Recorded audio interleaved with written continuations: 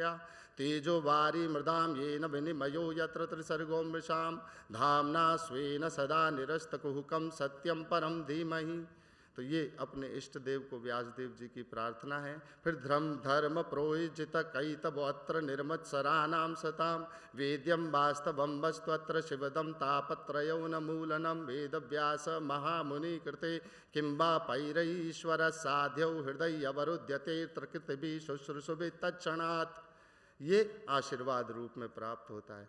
दूसरे में इस विषय वस्तु का निर्देश है कि सब विषय वस्तु क्या है, तो विषय वस्तु है वो अत्र शिवदम सभी के लिए कल्याणकारी वस्तु है, और तीनों जो ताप हैं वो उनसे समाप्त करने वाली है आपको तापत्रय उन्मूलनम। और सुख रूप में आपको सुखदेव गोस्वामी के रूप में इसको आशीर्वाद रूप में आपको प्राप्त होती है, जो निगम कल्पत्र गलितम फलम सुख मुखाद अमृत द्रव्य संयुतम पिबत भागवतम रसमालयम मुहुरो रसिका भुविभाव। यह आपको रस के रूप में प्राप्त होती है कि ये भागवत जब सुखदेव गोस्वामी के मुख से निकली तो ये भागवत अमृत हो गई। तो अब तक जो भागवतों का श्रवण किया, फिर प्रथम स्कंद में आपने 6 प्रश्न मुख्य पूछे गए हैं श्रीमद् भागवत में। जो 6 प्रश्न सनक आदि ऋषियों के द्वारा पूछे गए सूत गोस्वामी से कि सब लोगों का सब समय जो एक ही कल्याण है वो क्या होना चाहिए। शास्त्र बहुत है, मत मतांतर बहुत है और बहुत से संप्रदाय हैं, इन सब में एक बहुत सारा भ्रम पैदा करने वाले सारे ये संदर्भ हैं। तो एकमात्र जो है वो क्या साधन है जो मनुष्य के लिए कल्याणकारी होना चाहिए। फिर भगवान श्री कृष्ण ने इस धराधाम में अवतार कैसे लिया और अवतार कर कर उन्होंने क्या क्या लीलाएं की उनके विषय में बताइए।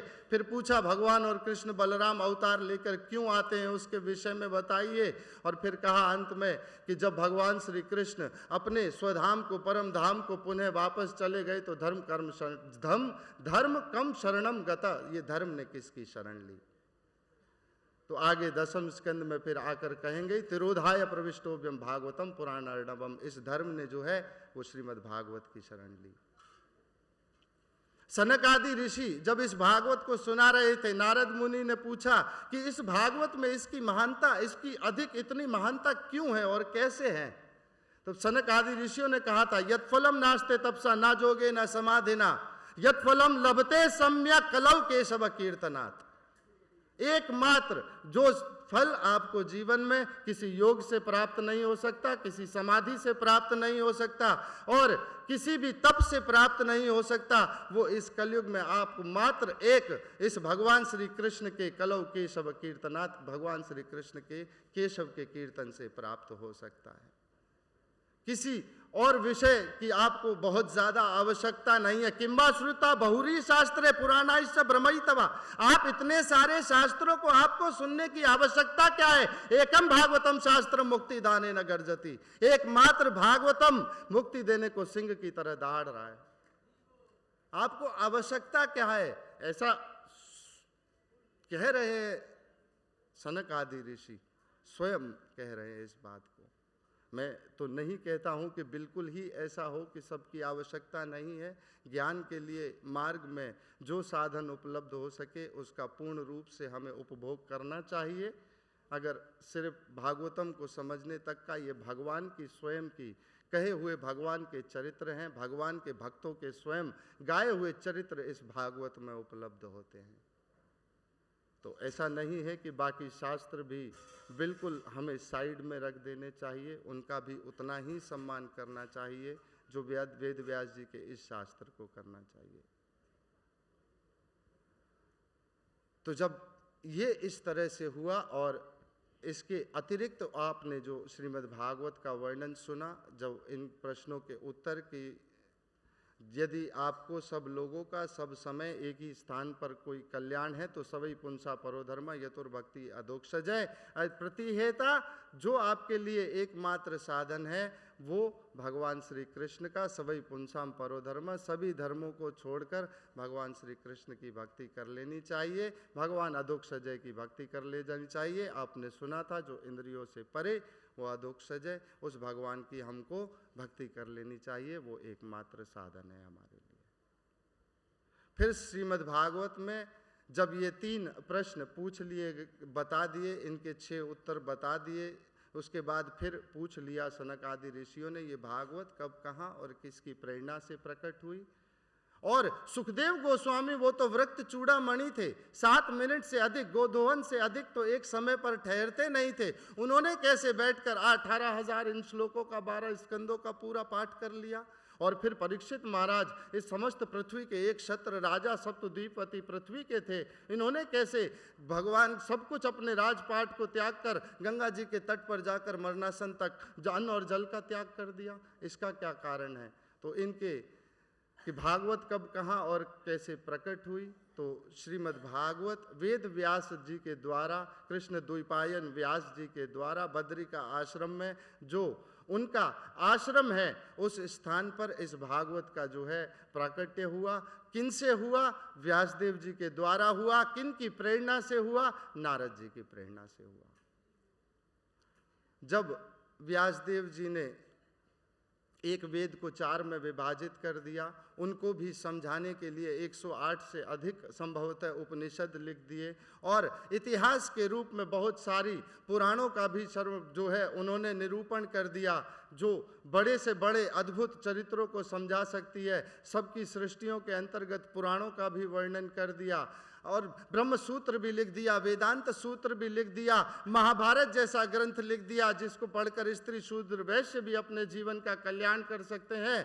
तब भी व्यासदेव जी जो है वो संतुष्ट नहीं थे। तब उन्होंने नारद जी की प्रेरणा से अपने भक्ति योग के माध्यम से सातवतम संहिताम, इस भागवत की सातवतम संहिता रूप में जो है वो परिपुष्ट श्रीमद् भागवत पुराण, श्रीमद् भागवत पुराण को चैतन्य महाप्रभु ने कहा है श्रीमद् भागवतम पुराणम अमलम, इस श्रीमद् भागवत में कोई मल नहीं है। ये शुद्ध भगवान का अद्भुत प्रेम स्वरूप है, ये प्रेम का सूचक है, भक्ति का सूचक है श्रीमद् भागवतम। ये भगवान की स्वयं की किस तरह का भगवान चरित्र कर समस्त सृष्टि का जो है उसका कैसे निरूपण होता है पूरा का पूरा, वो श्रीमद् भागवत में है। तो इसमें 3 प्रश्न और फिर सुखदेव गोस्वामी ने किस प्रकार इस भागवत को सुना, किस प्रकार से सुखदेव गोस्वामी जो वृक्त चूड़ामणि थे, मुनेन्द्र थे, योगेंद्र थे, सदा ब्रह्म आनंद में लीन रहते थे, निवर्त तृष्णीय उपगीयमानाय, जो सभी तृष्णाओं से बिल्कुल युक्त मुक्त थे, उन्होंने कैसे बैठकर एक स्थान पर 18,000 श्लोकों का पाठ कर लिया। तो उसके उत्तर में कि पहले सुखदेव गोस्वामी तो गर्भ से बाहर नहीं आना चाहते थे, बहुत अधिक वर्षों तक गर्भ में रहे सुखदेव गोस्वामी। फिर व्यासदेव जी ने उस समय भगवान श्री कृष्ण इस धराधाम पे अपनी लीलाओं को विस्तार कर रहे थे, तो व्यासदेव जी ने जाकर भगवान श्री कृष्ण से प्रार्थना की। भगवान श्री कृष्ण ने आकर सुखदेव से कहा कि सुखदेव तुम बाहर आ जाओ। सुखदेव कहते हैं मैं बाहर नहीं आऊँगा, बाहर माया पकड़ लेगी। व्यासदेव जी से भी यही कहा बाहर माया पकड़ लेगी। व्यासदेव जी कहते हैं माया नहीं पकड़ेगी, आ जाओ। व्यासदेव जी से सुखदेव गोस्वामी पूछते हैं माया आपके वश में है क्या पिताजी? सुखदेव गोस्वामी निरुत्तर हो गए, कहा नहीं मेरे वश में नहीं है। तब भगवान ने कहा मयू अध्यक्षे न माया, ये प्रकृति मेरे अधीन काम करती है, तुम बाहर आओ सुखदेव, मैं तुम्हें माया नहीं पकड़ेगी। और आते ही सुखदेव गोस्वामी चल दिए। और फिर वर्णन आता है कि कैसे व्यासदेव जी पीछे पीछे सुखदेव गोस्वामी के चले हैं और पीछे बेटा बेटा बेटा कहकर आवाज़ें पुकार रहे हैं, परंतु सिर्फ पर्वतों से जो बाहर ध्वनि टकरा कर वापस आ रही थी, बेटा पुनः वही वापस आ रही थी। आज व्यासदेव जी थोड़ी दूर तो गए, फिर वर्णन भी आता है सरोवर में कुछ नारियां स्नान कर रही थी। सुखदेव गोस्वामी वहाँ से निकले तो स्नान करने वाली तनिक भी विचलित ना हुई नारियां, परंतु जब व्यासदेव जी वहां से निकल रहे थे तब नारियों से उन्होंने अपने तन को ढक लिया। व्यासदेव जी पूछते हैं मेरा बेटा 16 साल का, वो दिशाएं जिसके वस्त्र हैं, जो निर्वस्त्र आगे की ओर दिगंबर वेश में जा रहा है, तुमने उनको देखकर, उस नवयुवक को देखकर आपको तनिक भी संकोच नहीं हुआ? मैं आपकी दादा के उम्र का हूं, आपको मुझे देखकर संकोच हो रहा है? तब स्त्रियां कहती हैं व्यासदेव जी आप तो ज्ञान अज्ञान को जानते हैं, आप तो स्त्री और पुरुष का भेद जानते हैं, परंतु वो आपका बेटा जो जा रहा है उसके लिए ना स्त्री है, ना पुरुष है, ना पत्थर है, ना पहाड़ है, ना नदी